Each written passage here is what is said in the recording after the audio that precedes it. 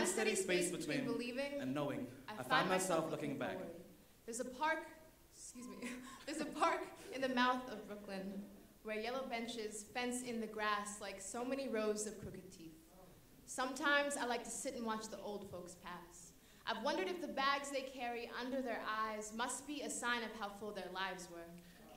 And there's the beach, slowly slipping off the browning back of Nassau where children, untethered by the burden of their parents' eyes, play as brilliant as rainbow fish making life-size kaleidoscopes of coral. I find it hard sometimes, watching them live with nothing in the world but this moment swishing like the wind against their ears, knowing what hurricanes they have ahead of them. Been working up the courage to ask the quiet old woman with asterisks for eyes if she'll step out onto the balcony of herself. Let me cornhusk peel the stories from her skin. Did you ever fall like an autumn leaf in love? Was there a man who kidnapped the vowels from your tongue? Is your heart mute as the inside of a pop balloon and your hands just picnic baskets for your sins? Did you have any children? What do you say to them when they ask what addiction means? How do you explain why we even bother to build skyscrapers if they don't make it any easier to see the stars, and why the world is only pretty with the lights off? I want to say that their dreams are dandelions and truth is a heavy breather. That some eyes are made of flint and contact can spark a fire. Sometimes it's risky to get too close to things. But there's an apartment in Brooklyn, one floor above a tire shop and tucked below a moon that hangs close as an eavesdropping chandelier. Sunday mornings find me here. His sleeping body curled into mine like a comma, piecing together my fragments. A jumble of words, daydreams, and loose ties. Being 20 years old means being stuck in an elevator between this moment and the rest of your life. Somewhere, there's an oyster, filing its teeth on a pearl. I once promised a girl who asked me to show her one real thing in this papercup world of ours.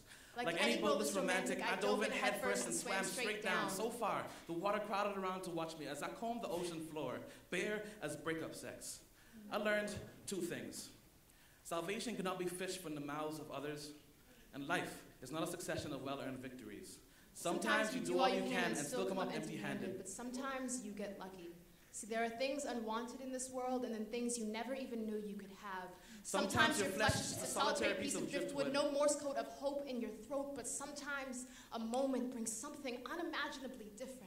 I've set sail on the honeymoon of his smile and might not make it back to tell the tale. He found me, sucking the exit signs into my skin, showed me the blank white space that bleeds through every poem I've ever tried to capture to set myself free. There are no words, no landscape of metaphor that could color his eyes. There are no words solid enough to cobblestone you a path through this life, and no feet smart enough to walk it. Careful or not, you will fall. And there's no one here to tell you to slow down, so take off your shoes and run if you want to. Run while your souls are still young enough to shed their calluses. Dig your heels into where you've been and clip the wings of all the doubt buzzing on your horizon.